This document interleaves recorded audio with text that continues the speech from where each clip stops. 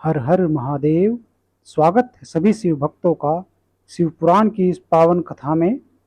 तो चलिए शुरू करते हैं आज का अध्याय नंबर 10 रुद्र संहिता का, जिसका सार है श्री हरि को सृष्टि की रक्षा का भार एवं भोग मोक्ष दान का अधिकार दे भगवान शिव का अंतर्ध्यान होना। परमेश्वर शिव बोले, उत्तम व्रत का पालन करने वाले हरे विष्णु, अब तुम मेरी दूसरी आज्ञा सुनो।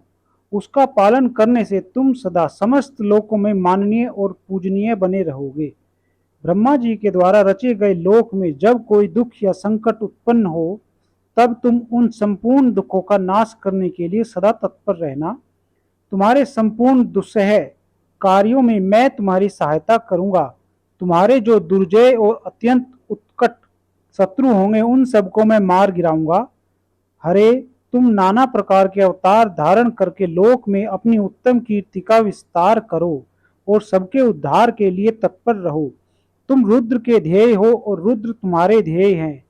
तुम में और रुद्र में कुछ भी अंतर नहीं है। जो मनुष्य रुद्र का भक्त होकर तुम्हारी निंदा करेगा, उसका सारा पुण्य तत्काल भस्म हो जाएगा। पुरुषोत्तम विष्णु, तुमसे द्वेष करने के कारण मेरी आज्ञा से उसको नरक में गिरना पड़ेगा। यह बात सत्य है, इसमें संशय नहीं है।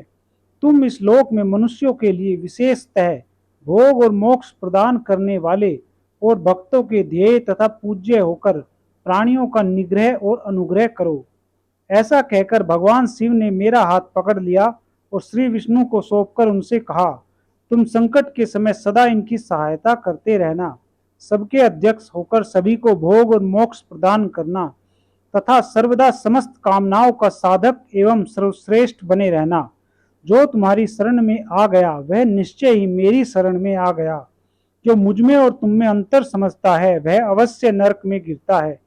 ब्रह्मा जी कहते हैं, देवर्षे, भगवान शिव का यह वचन सुनकर मेरे साथ भगवान विष्णु ने सबको वश में करने वाले विश्वनाथ को प्रणाम करके मंद स्वर में कहा। श्री विष्णु बोले, करुणा सिंधु जगन्नाथ शंकर, मेरी यह बात सुनिए। मैं आपकी आज्ञा के अधीन रहकर यह सब कुछ करूंगा।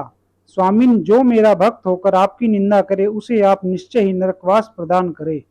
नाथ, जो आपका भक्त है वह मुझे अत्यंत प्रिय है। जो ऐसा जानता है उसके लिए मोक्ष दुर्लभ नहीं है।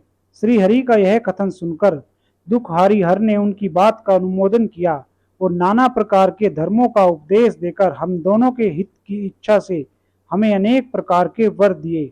इसके बाद भक्तवत्सल भगवान शंभु कृपा पूर्वक हमारी ओर देखकर हम दोनों के देखते देखते सहसा वहीं अंतर्ध्यान हो गए।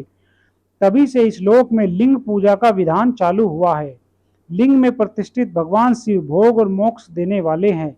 शिवलिंग की जो वेदी या अर्घा है वह महादेवी का स्वरूप है और लिंग साक्षात महेश्वर का लय का अधिष्ठान होने के कारण भगवान शिव को लिंग कहा गया है, क्योंकि उन्हीं में निखिल जगत का लय होता है।